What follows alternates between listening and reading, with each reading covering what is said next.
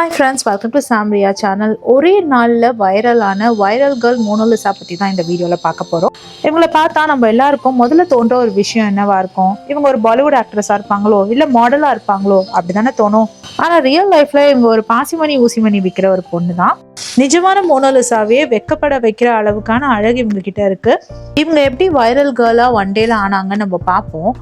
ரீசெண்டாக நடந்த கும்பமேளால ருத்ராட்ச மாலை விற்கிறதுக்காக வந்த ஒரு பெண்மணி தான் இவங்க மட்டும் இல்லாமல் அவங்க குடும்பமே இங்கே வந்திருக்காங்க. அப்போ ஒரு யூடியூபர் இவங்களோட இயல்பான அழகை பார்த்து வீடியோ போஸ்ட் பண்ண அந்த வீடியோ மில்லியன் கணக்கில் வியூஸ் போக இவங்க ஒரே நாளில் வைரல் கேர்ளாக மாறிட்டாங்க. அதுக்கப்புறம் என்ன, ஒன் டேல வைரல் கேர்ளாக ஆனதுனால எல்லா யூடியூபர்ஸும் இவங்களை தேடி போய் ஃபோட்டோ எடுக்க ஆரம்பிச்சிட்டாங்க. யூடியூபர்ஸ் மட்டும் இல்லாமல் நார்மல் மக்களே இவங்க கிட்ட போய் நிறைய செல்ஃபிஸ் கேட்டு செல்ஃபி எடுத்திருக்காங்க. இதனால அவங்க ரொம்பவே பிரபலமாயிருக்காங்க. இது மூலமா அவங்களுக்கு சில பல ஃபோட்டோ ஷூட்ஸும் கிடைச்சிருக்கு. இவங்களோட ப்ளஸ்ன்னு பார்த்தீங்கன்னா அவங்களோட அழகான கண்கள் தான். நேச்சுரலாகவே இவங்களுக்கு ரொம்ப அழகான கண்கள் இருக்கு. இவங்களுக்கு மட்டும் இல்லை, இவங்களோட தங்கச்சிங்களுக்கோ அக்காங்களுக்கும் கூட அவங்கள மாதிரியே நேச்சுரல் கலர்ல கண்கள் இருக்கு. மோனாலிசாவால அவங்க குடும்பத்துல இருக்க எல்லா பெண்களுமே பிரபலமாயிட்டாங்கன்னு தான் சொல்லணும். மோனாலிசா பிரபலமாக அவங்க குடும்பத்தினரிடமும் பேட்டி எடுக்க ஆரம்பிச்சாங்க. மக்கள் எல்லாரும் அவங்களோட அக்கா தங்கச்சி எல்லாரையுமே பேட்டி எடுக்க ஆரம்பிச்சாங்க. இவங்களோட கடையை சுத்தி எப்பவுமே கூட்டமா இருந்திருக்கு. பாசிமணி ஊசிமணி வாங்குறாங்களோ இல்லையோ, இவங்களை போட்டோ எடுக்கிறதும் இவங்க கூட செல்ஃபி எடுத்துக்கிறதுக்கும் அலமோதுற கூட்டம் ஜாஸ்தியாவே இருந்தது.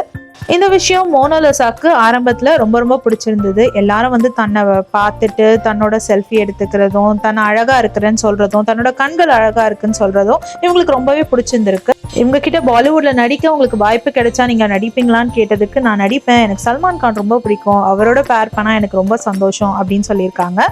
சோஷியல் மீடியான்றது ஒரு நல்ல பிளாட்ஃபார்ம் தான். ஒருத்தரை நல்ல பிரபலம் ஆக்கிடும், அதே டைமுக்கு அவங்கள கீழே தள்ளியும் விட்டுரும். அப்படிதான் ஆயிடுச்சு இவங்களோட கதையும். ஆரம்பத்துல நல்லா போயிட்டு இருந்த விஷயம் போக போக அவங்களுக்கு அவங்களோட பிரைவசி போற மாதிரியான விஷயமா ஆயிடுச்சு. மக்கள் எந்த நேரமும் தன்னை சூழ்ந்துட்டு செல்ஃபி எடுக்கிறதும் இன்டர்வியூ எடுக்கிறதும் அவங்களோட வேலையை பாதிக்க ஆரம்பிச்சது. இதனால அவங்க குடும்பமே கஷ்டப்பட ஆரம்பிச்சது. இவங்க குடும்பமும் அவங்கள திட்ட ஆரம்பிச்சாங்க. இதனால மோனாலிசா இன்டர்வியூ கொடுக்கறதும் போட்டோ எடுக்கிறதையும் தவிர்க்க ஆரம்பிக்கிறாங்க.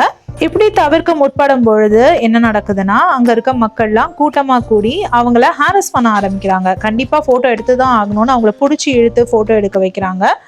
இன்னும் சில பேர் போட்டோ எடுக்கிறேன் இன்டர்வியூ எடுக்கிறேன்னா அவங்க மேல கையெல்லாம் போட ஆரம்பிச்சிருக்காங்க. இது பிடிக்காம மோனாலிசா இனிமே நான் எந்த போட்டோவும் எடுத்துக்க மாட்டேன்னு ஓடி போறாங்க. அதுக்கு அவங்க குடும்பமும் சப்போர்ட் பண்ணி மோனாலிசாவை பாதுகாக்கிற விதமா துப்பட்டா போட்டு மூடி, டவல் போட்டு மூடி, ஏதோ ஒரு பொக்கிஷத்தை காப்பாத்துற மாதிரி காப்பாத்துறாங்க.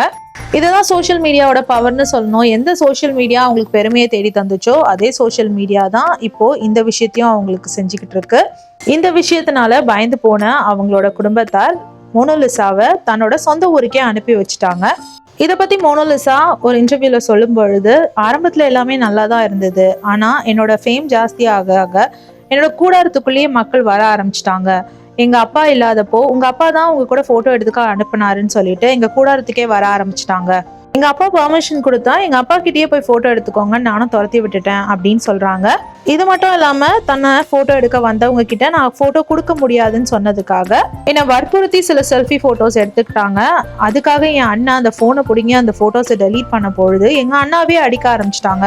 கிட்டத்தட்ட ஒரு 7-8 பேர் இருப்பாங்க. அவங்க எல்லாம் ஒன்னா சேர்ந்து எங்க அண்ணனை அடிக்க ஆரம்பிச்சிட்டாங்க. நாங்க வேற இருட்டுல தான் வாழ்ந்துகிட்டு இருக்கோம். இவங்க எல்லாம் பாத்தீங்கன்னா யாருனாலும் எப்பனாலும் தாக்கலாம், யாருமே கேட்கறதுக்கு நாதி கிடையாது அப்படின்னு மோனாலிசா சொல்றாங்க. ஸோ இந்த நிலையில தான் மோனாலிசாவோட குடும்பம் இருக்கு. மோனாலிசாவோட பாதுகாப்புக்காக மோனாலிசாவை அவங்க சொந்த ஊருக்கே அனுப்பிட்டாங்க அவங்க அப்பா அம்மான்னு சொல்லி கேள்விப்படுறோம். இது ஒரு பக்கம் இருக்கட்டும், ஆனா இவங்களுக்கு இன்ஸ்டாகிராம் ஐடியும் இருக்கு.